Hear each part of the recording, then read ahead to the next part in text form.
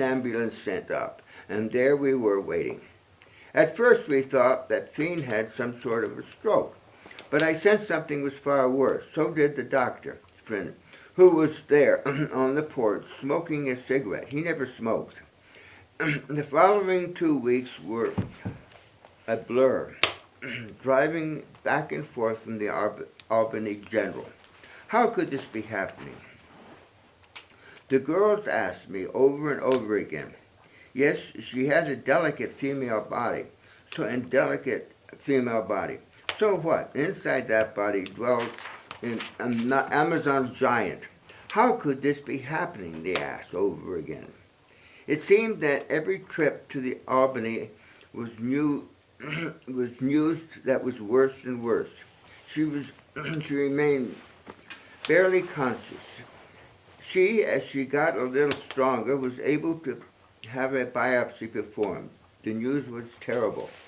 She hadn't had a stroke, worse. She had a brain condition, worse yet, that if it was possible. She was suffering from isosomatic cancer, the very worst kind.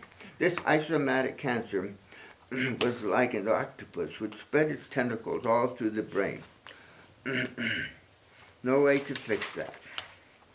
She had 3 or 4 weeks to live, so at most, so they said. I checked her out of the hospital under heavy protest from the medical staff. Drove to our new home, threw everything we had into the camper, hitched it up to the station wagons, called my best friend Merlin, the musician, and told him our situation, and told him we would meet in Denver. Got the kids to pack, and off we went, pointing ourselves to the west. What thought did I have as I drove my family almost nonstop to Colorado?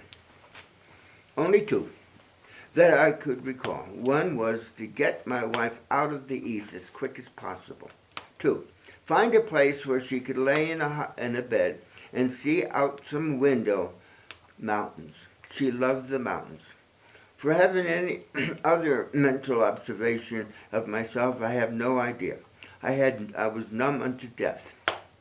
Met Marlin in Denver. We all then drove up into the Rocky Mountains.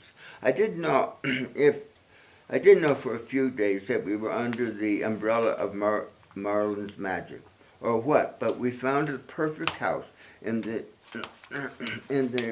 9,000 feet mountain village of Georgetown. Georgetown was an old silver mining village in the process of being reconstructed and discovered. The house we rented had 2 stories, and in the upstairs bedroom was a window that looked out across the grand, fear-evoking Rockies. After we unpacked our stuff, I drove Fiene to Denver General Hospital, where 2 doctors were able to stabilize the incessant brain seizures that were wrecking her. And yes, they agreed she did have isosomatic brain cancer and had not much time to play with. We took Fiene back to Georgetown